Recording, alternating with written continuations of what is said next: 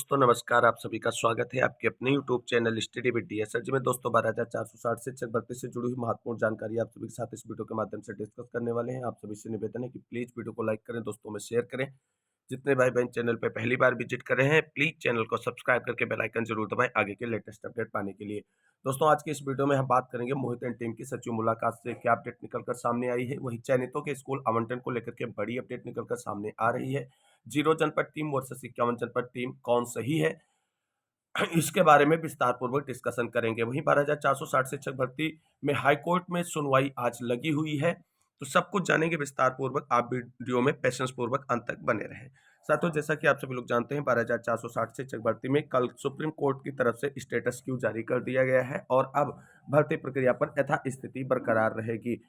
यथास्थिति बरकरार रहने से आप सभी को बता दें, जो फर्स्ट काउंसलिंग में चयनित हुए हैं, जिन्हें 30 तारीख को नियुक्ति पत्र निर्गत किया गया है, उन सभी के अग्रिम कार्रवाइयां जो सुनिश्चित की जानी थी विभाग की तरफ से, उन पर भी एक तरीके से यथास्थिति रहेगी। सेकंड काउंसलिंग में चयनित सभी अभ्यर्थी जिन्हें नियुक्ति पत्र निर्गत किए जा चुके हैं, उनकी भी स्थितियां आगे के लिए वैसी की वैसी ही बनी रहेंगी। यानी केवल और केवल नियुक्ति पत्र हाथ में मिल गया है और उसी को अब देखते रहना है जब तक सुप्रीम कोर्ट की तरफ से स्टेटस क्यू को क्लेरिफाई नहीं किया जाता है या उस पर कोई दिशा निर्देश नहीं जारी किए जाते हैं विभाग और उत्तर प्रदेश सरकार को। अब आप सभी को बता दें, इन सभी चीजों को लेकर के मोहित एंड टीम की तरफ से कल एससीईआरटी पर सचिव सर से मुलाकात की गई और अपनी बातों को रखा गया और सारी चीजों से अवगत कराया गया। तो सचिव सर ने कहा, आप सभी लोग परेशान ना हो, विभाग और सरकार आप सभी लोगों के लिए तत्पर है और इस मामले का भी जल्द से जल्द समाधान जो है वो निकालकर आगे की कार्रवाइयां सुनिश्चित करेगा।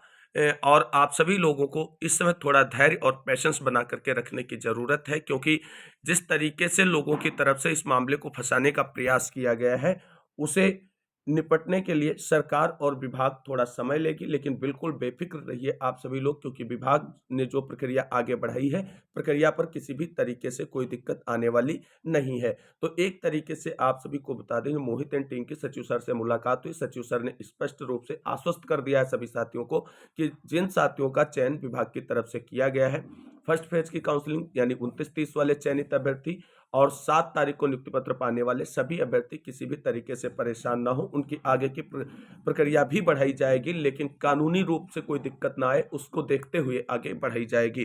तो कुल मिलाकर के आप सभी साथियों को बता दें, मोहित एंड टीम की तरफ से सचिव सर से मुलाकात के बाद आप सभी लोगों को धैर्य बनाए रखने की बात कही गई है। इसका तात्पर्य यह है कि विभाग और उत्तर प्रदेश सरकार जो है वो चाहता है कि 12,460 शिक्षक भर्ती प्रक्रिया जो डीबी के आदेश के अनुरूप आगे बढ़ाई गई, उसे डन करते हुए इस पर क्लोजर रिपोर्ट लगाई जाए। लेकिन जब भर्ती में शामिल लोग ही नहीं चाहते हैं कि भर्ती प्रक्रिया जल्द से जल्द पूरी हो और सभी चयनित को नियुक्ति मिले और शेष जो रिक्त पद हैं उन पर थर्ड काउंसलिंग जारी की जाए विभाग की तरफ से। और इसी मकसद में आप सभी को बता दें, ये नेता लोग बहुत पहले से लगे थे कि भर्ती प्रक्रिया को फंसाया जाए और इसको फंसा करके लंबा खींचा जाए, जिससे इसमें शामिल सभी साथियों का आर्थिक शोषण एक बार फिर से किया जा सके और अपनी कमाई का एक सोर्स बनाया जा सके। अब इस भर्ती में कुछ नेता ऐसे भी शामिल हैं जिन्होंने नियुक्ति पत्र भी ले लिया और भर्ती प्रक्रिया को सुप्रीम कोर्ट और हाई कोर्ट में फंसा भी दिया है। यानी एक तरफ तो अपनी नौकरी भी पक्की कर ली और दूसरी तरफ जिनकी नौकरी पक्की नहीं हुई है उनको शोषण का एक यंत्र भी बना लिया है अपनी कमाई का।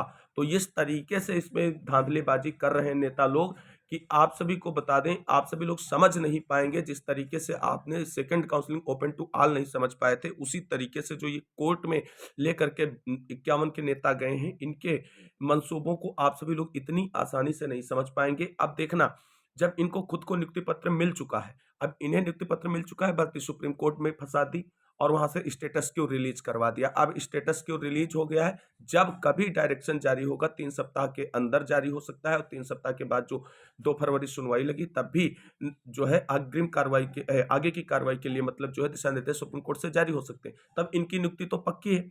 अब जिनको उम्मीद थी कि थर्ड काउंसलिंग में रिक्त पद आएंगे और उस पर हमारा हो सकता है, उनकी संभावनाएं खत्म कर दी इसने। और बाकी अन्य अभ्यर्थी जो 7 साल से एक लंबे संघर्ष के बाद नियुक्ति पत्र तक पहुंचे थे, उनको भी अब कहीं ना कहीं इंतजार ही करना पड़ेगा। तो कुल मिलाकर के सचिव सर ने आश्वस्त किया है कि किसी भी आवेदक को परेशान होने की जरूरत नहीं। जितने भी चयनित साथी हैं, विभाग और सरकार उनके साथ है और आगे की कार्रवाई जो है वो विधिक राय लेने के बाद ही डिसाइड की जाएगी। तो कुल मिलाकर के सचिव सर की तरफ से पूरी सपोर्ट और आश्वासन है सभी चयनितों को। बिल्कुल, और आप सभी लोग धैर्य बनाए रखें, सारी चीजें सकारात्मक होंगी। बिल्कुल भी नकारात्मकता से दूर रहें और फर्जी, धोखेबाज, चंदा चोरों से भी सावधान और सतर्क रहें। वहीं अब बात कर लेते हैं चयनितों के स्कूल आवंटन पर क्या बड़ी खबर है। साथियों, जैसा कि आप सभी लोग जानते हैं, 12,460 शिक्षक भर्ती प्रक्रिया में फर्स्ट फेज में चयनित अभ्यर्थियों को 1 जनवरी को स्कूल आवंटित किया जाना था, लेकिन किन्हीं कारणोंवश, या आप सभी लोगों को बता दें, पोल की वजह जो थी जिसने काम नहीं किया और चयनितों को स्कूल आवंटन नहीं हो सका, अदरवाइज उन्हें स्कूल भी आवंटित किया जा चुका होता। अब स्कूल आवंटन को लेकर के कुछ जनपदों से बड़ी खबर निकलकर सामने आ रही है कि वहां पर 12,460 शिक्षक भर्ती में चयनितों को स्कूल आवंटित कर दिया गया है। और कुछ लोग जो है ये भी कह रहे हैं कि जो फर्स्ट काउंसलिंग और सेकंड काउंसलिंग में नियुक्ति पत्र पा चुके हैं, उन्हें विभाग स्कूल आवंटित कर देगा। ऐसा किस बिहाफ पे कहा जा रहा है, उस पर भी जरा नजर डाल लेते हैं। तो साथियों, आप सभी लोग यहाँ पर देख सकते हैं 12,460 शिक्षक भर्ती में चयनितों के स्कूल आवंटन से संबंधित शासनादेश है, जो सचिव उत्तर प्रदेश बेसिक शिक्षा परिषद प्रयागराज की तरफ से प्रेषित किया गया है सभी जिला बेसिक शिक्षा अधिकारियों को, और ये पत्रांक संख्या है। और मेन चीज यहाँ पर आप सभी लोग देखें, डेट 29/12/2023 को ये शासनादेश रिलीज किया गया था। और किस बिहाफ पे इसमें बात की गई है उसको बता दें, और जिस बिहाफ पर आवेदक कह रहे हैं कि स्कूल आवंटन हो सकता है, कोई दिक्कत नहीं है, तो उसको आप सभी लोग देख सकते हैं। विषय 12,460 सहायक अध्यापक भर्ती में नियुक्त शिक्षक शिक्षिकाओं के विद्यालय आवंटन के संबंध में महोदय कृपया उपयुक्त विषय बेसिक शिक्षा परिषद कार्यालय के पत्रांक बेसिक शिक्षा परिषद 34,261-317/2023-24 दिनांक 18/12/2023 पत्रांक बेसिक शिक्षा परिषद 35,686-900 68/2023-24 दिनांक 24/12/2023 एवं पत्रांक बेसिक शिक्षा परिषद 35,991-36,272/2023-24 दिनांक 26/12/2023 का संदर्भ ग्रहण करने का कष्ट करें, जिसके द्वारा 12,460 सहायक अध्यापक भर्ती प्रक्रिया के संबंध में योजित विशेष अपील संख्या 613/2018 तथा अन्य संबंधित विशेष अपील में पारित आदेश दिनांक 31/10/2023 के अनुपालन में अर्ह पाए गए अभ्यर्थियों को नियुक्ति के उपरांत विद्यालय आवंटन की कार्रवाई दिनांक 1/1/2024 को अपराह्न से किया जाएगा। आपको निर्देशित किया जाता है कि 12,460 सहायक अध्यापक भर्ती में नियुक्त अहर्य शिक्षक शिक्षिकाओं का विद्यालय आवंटन निम्न प्रारूप पर सूचना एक्सेल शीट में ईमेल करें। यूपी बेसिक 12,460 ATRE@gmail.com पर तत्काल उपलब्ध कराना सुनिश्चित करें। तो अब आप सभी को बता दें, अभ्यर्थियों की तरफ से कहा जा रहा है कि सुप्रीम कोर्ट से स्टेटस की होने के बाद भी चयनितों को स्कूल आवंटित किए जा सकते हैं, और ऐसा किस बिहाफ पे किया जा रहा है आप सभी लोग यहाँ पर देख सकते हैं कि आवेदक इस बिहाफ पे कह रहे हैं कि स्कूल आवंटन होगा। जिसको जिसको नियुक्ति मिल चुकी है वो परेशान ना हो। सर का आर्डर 29/12/2023 को ही आ गया था स्कूल आवंटन का, इसको रोकने के लिए कोई लिखित आर्डर नहीं जारी किया गया था। और कोर्ट ने जो स्टे क्यू दिया है वो 8/1/2024 को दिया है। मतलब 8/1/2024 के बाद ना भर्ती पर कामा लगेगा ना कामा हटेगा। सीधा सा मतलब है कि थर्ड काउंसलिंग प्रभावित होगी, ना कि फर्स्ट और सेकंड काउंसलिंग वाले। हम लोगों की नियुक्ति 7/1/2024 की नियुक्ति हो चुकी, और नियुक्ति होने के बाद सीट फिल भी हो चुकी है। और सुप्रीम कोर्ट की सुनवाई में जजेस ने कहा है कि the post which are already vacant shall not be filled, यानी जो खाली सीटें हैं वो बिल्कुल भी नहीं भरी जाएंगी। यानी थर्ड काउंसलिंग को बिल्कुल पूरी तरीके से रोक दिया गया है। स्टेटस को शैल बी मेंटेन, और स्टेटस को की स्थिति जो है वो मेंटेन रखी जाएगी। According to this statement there is no problem to those who have got their joining letter because these post are not still vacant. और कहा गया है कि जो सुप्रीम कोर्ट की सुनवाई का ये स्टेटमेंट है, इसके अकॉर्डिंग आप सभी को बता दें कि ये उन लोगों को कोई प्रॉब्लम नहीं होने वाली है स्टेटस क्यू से जिनको ज्वाइनिंग लेटर मिल गया है, क्योंकि सुप्रीम कोर्ट ने जिन पदों के लिए ज्वाइनिंग लेटर रिलीज किया जा चुका है उनको खाली सीटें नहीं माना है। तो अब देखना है कि इस बात में कितनी सच्चाई है। क्या सचिव सर सुप्रीम कोर्ट से स्टेटस क्यू होने के बाद भी चयनितों को विद्यालय आवंटित करेंगे, या स्टेटस क्यू की स्थिति को मेंटेन करते हुए जो है विद्यालय आवंटन को डिले करेंगे, यानी स्टेटस क्यू ही बनाए रखेंगे। तो जो भी आगे अपडेट होगी वो आप सभी लोगों के लिए बहुत ही महत्वपूर्ण होगी। इसके लिए आप सभी लोग चैनल से जुड़े रहें। अब मूव करते हैं अगली प्रमुख खबर की तरफ। और यहाँ पर भी आप सभी लोग स्कूल आवंटन से जुड़ी खबर देख सकते हैं कि बांदा में स्कूल किए गए आवंटन 60 दूरस्थ बीटीसी अभ्यर्थियों को स्कूल आवंटित। 12,460 सहायक अध्यापक भर्ती के तहत रविवार को दूरस्थ व कई जनपदों से आवेदन करने वाले अभ्यर्थियों को की काउंसलिंग की गई, उन्हें स्कूल का आवंटन भी किया गया। इसमें 60 बीटीसी अभ्यर्थियों को स्कूल का आवंटन किया गया। वर्ष 2018 में विशिष्ट बीटीसी भर्ती निकाली गई थी। कोर्ट के आदेश पर इन अभ्यर्थियों की दोबारा काउंसलिंग शुरू हुई। बीएसए प्रिंसी मौर्य ने बताया कि रविवार को 60 अभ्यर्थियों के स्कूल का आवंटन किया गया। बांदा जनपद के सभी अभ्यर्थी कमेंट करके बताएं क्या उनके जनपद में जो है स्कूल आवंटन की कार्रवाई सुनिश्चित कर दी गई है। अगर स्कूल आवंटन की कार्रवाई सुनिश्चित कर दी गई तो ये बहुत ही बेहतरीन खबर है साथियों के लिए, क्योंकि स्कूल आवंटन हो गया है तो उस पर भी कोई दिक्कत नहीं होगी सुप्रीम कोर्ट के स्टेटस क्यू से। तो बांदा के जनपद के साथियों से निवेदन है कि आप सभी लोग वहां की यथास्थिति या एक्चुअल जानकारी से अवगत कराएं और क्या ये न्यूज़पेपर में छपी खबर सच है, इसको भी प्रूव करने का प्रयास करें। अब बात कर लेते हैं आज की अगली महत्वपूर्ण अपडेट के बारे में। दोस्तों, आप सभी लोग जानते हैं 12,460 शिक्षक भर्ती में विवादों का और कोर्ट का नाता है जो बहुत ही पुराना है। अब आप सभी को बता दें एक बार फिर से 2024 में भी कोर्ट जो है 12,460 शिक्षक भर्ती के चयनित अभ्यर्थियों की नियुक्ति और स्कूल आवंटन के बीच में आ चुका है। और आप सभी को बता दें इसको लेकर के लगातार कल से जब से सुप्रीम कोर्ट से स्टेटस क्यू जारी किया गया है, 0 जनपद और 51 जनपद में आपस में एक दूसरे पर ब्लेम लगाने की होड़ मची हुई है। कौन इसके लिए जिम्मेदार है जो सुप्रीम कोर्ट से स्टेटस क्यों आया है, 51 जनपद या 0 जनपद? तो 51 जनपद के नेताओं की तरफ से कहा जा रहा है कि 0 जनपद के चयनित नेताओं की तरफ से स्टेटस क्यू की स्थिति लगाई गई है।